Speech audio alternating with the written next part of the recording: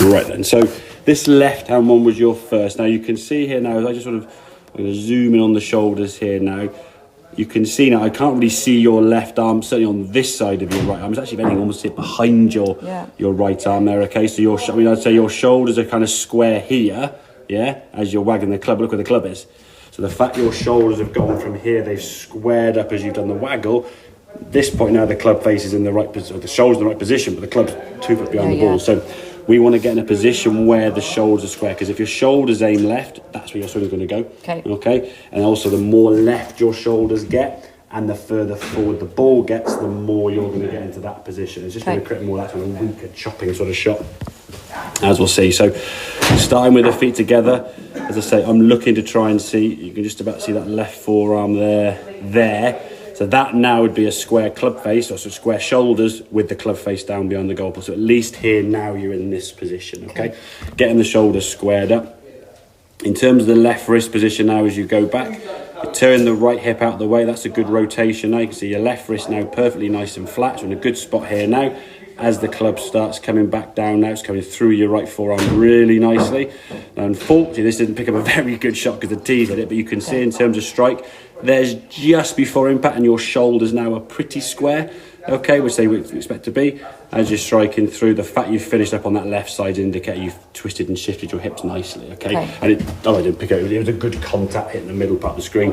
So if we can get into that routine with the driver, try and build your setup before you start setting your feet, and try and position the ball more from the shoulder here rather than doing it with your feet, because if you line your feet up with the golf ball first and turn this way, yes, the ball might perceive to be in a good spot, but it's actually a long way forward, because your shoulders have got open. So build the stance, get this sort of side coming back behind you, get more underneath, and then set the feet. So feet together. So feet together first. Yeah, exactly. And line the ball up with your lead shoulder. Okay.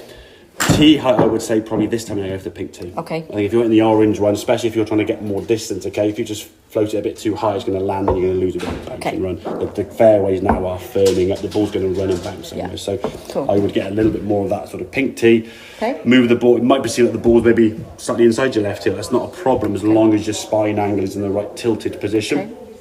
You're still going to be hitting up on the golf ball, which obviously we're trying to achieve. Getting that club working from a shallower angle in here. So that position there, we look for the club through your right forearm. Perfect. You get some really good numbers and positions there. It's just that sort of setup sequence, making sure you're setting up here. But I think you've done a lot of work with the irons, hence why I'm doing the driver today. You can set it like this with an iron, it's all right, especially the wedging, because you're coming down a bit steep. Get away with it. Exactly, Okie dokie. Very, very good. When I'm actually striking the ball, should I be slightly squarer than I am there? Oh yeah, in theory your shoulders will be sort of square to slightly open, your hips a little bit further open, but they will automatically open up. You don't have to try to twist them too much.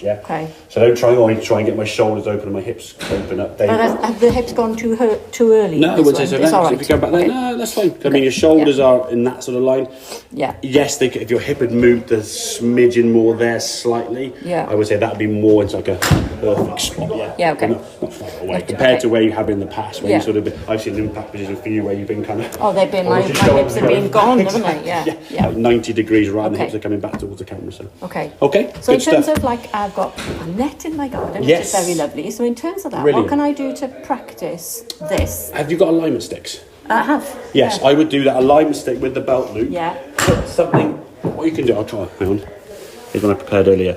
You've got your net at home. So it'll be like that. So you'll have your net at home there. All right. I would put a stick in the middle of it, and all you're trying to do is swing with the belt loops between your the alignments through your belt loops there now. Just try and hit golf balls kind of to the right of that stick in the what would be the middle of the net there. And don't have to be big swings. Just sort of chipping some shots here now. Just getting that there. I'll send a video through a demonstration of that, just so you can do it, okay? But stick through the hips there, okay? Turn back, and just chip there, okay? And just see where the stick is in relation to target. Have you finished kind of... Just with my iron. To start with, exactly. And Great. I think you can do that loads and loads of shots in a row there. That'd be a good one for first. So I'll ping that through to you, okay? Lovely, thank you very much. No, very good.